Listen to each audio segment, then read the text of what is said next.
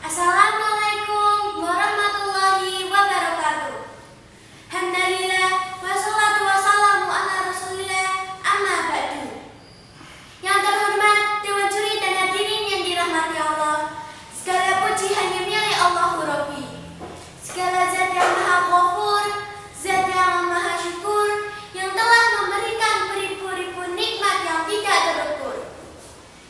Nikmat iman, Islam, sampai nikmat sehat walafiat, sehingga kita dapat mengikuti lomba pidato tingkat Kota Semarang tahun 2021.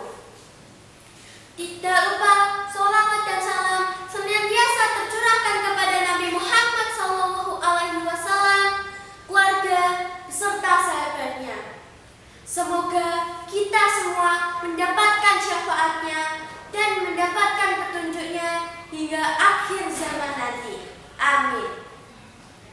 Dewan Juri dan hadirin yang dirahmati Allah, alangkah berbahagianya saya dapat berdiri di sini untuk menyampaikan pidato saya tentang bersedekah penolak bala. Sebelumnya, perkenalkan, nama saya Fatimah Maharani Widyawardhani dari SD Negeri Mulula, Kecamatan Semarang Utara. Hadirin yang berbahagia, apa itu sedekah? Tentunya hadirin pernah atau bahkan sering memberikan sedekah kepada orang lain yang membutuhkan, bukan?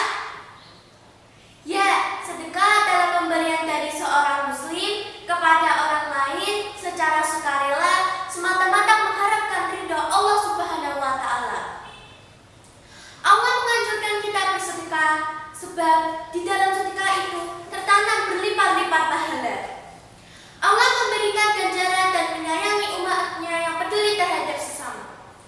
Allah berfirman dalam Al-Quran surat Yusuf ayat 88, Bismillahirrahmanirrahim. Wa tasaddaq alaina innallaha yajzil mutasaddiqin. Artinya, dan bersedekahlah kepada kami. Sesungguhnya Allah memberi balasan kepada orang-orang yang bersedekah. Hadirin yang dirahmati Allah, salah satu keutamaan bersedekah adalah sebagai penolak bala. Orang yang sering bersedekah, insya Allah akan dijauhkan dari mara bahaya dan dipanjangkan umurnya. Amin Allahumma amin. Nabi Muhammad SAW bersabda, "Shadaqatun taradul balak wa tutawilu umroh." Artinya, bersedekah itu penolak bala dan memanjangkan umur.